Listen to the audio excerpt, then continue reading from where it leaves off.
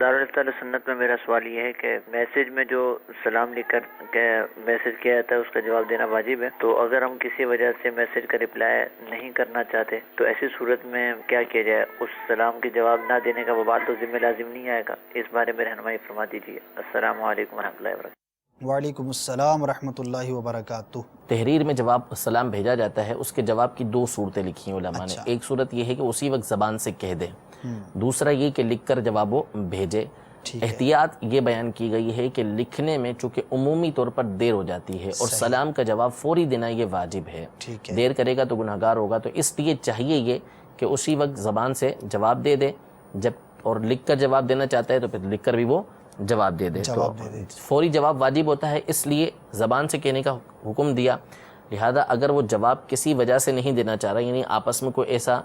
شرعی وہاں پر عذر نہیں پایا جاتا کہ جس کی بنیاد پر جواب نہ دینا یہ درست ہو، یعنی بعض صورتیں ایسی ہوتی ہیں کہ اب یہ کہہ رہے کہ جواب دینے کی وہ نہیں چاہ رہے، لیکن وہاں ایسی وجہ کیا ہے؟ ہو سکتا ہے کہ ایسی وجہ ہو کہ یہاں پہ جواب دینا ضروری ہو اس کو، صحیح کوئی ایسا عذر ہو، ایسی کوئی بات ہو دونوں کے درمیان میں کہ وہ لازم کرتی ہو کہ وہ جواب دے، تو وہ صورتیں بہرحال مختلف ہو سکتی ہیں جب وہ کنڈیشن سامنے آئے۔ تو بہرحال اگر جواب نہیں دینا چاہ رہا تو اس صورت میں اگر وہ زبان سے جواب دے دے گا تو اس صورت میں جو ہے وہ جواب اس کا ہو جائے گا، لیکن بہرحال جواب دے دینا چاہیے، کیونکہ اگر وہ سلام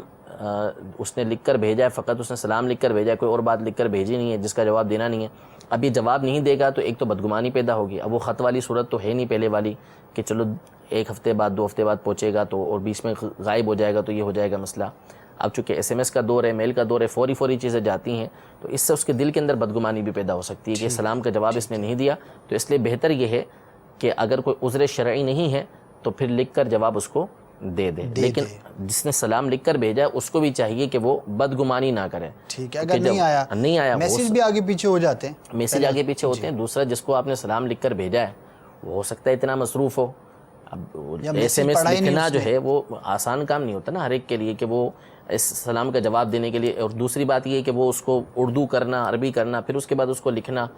یہ بعضوں کے لیے تو عذاب ہے۔ صحیح، اور بعضوں کے پاس اتنے ایس ایم ایس ہوں گے، آتے رہتے ہوں گے کہ ان کو سلام کا جواب دیں تو پھر وہ یہی کام کرتے رہیں گے، تو وہ ان کے بارے میں حسن ظن یہ رکھے کہ اس نے زبان سے جواب دے دیا ہوگا۔ صلو علی الحبیب صلی اللہ تعالی علی محمد۔ مجھے اپنی اور ساری دنیا کے لوگوں کی اصلاح کی کوشش کرنی ہے انشاءاللہ۔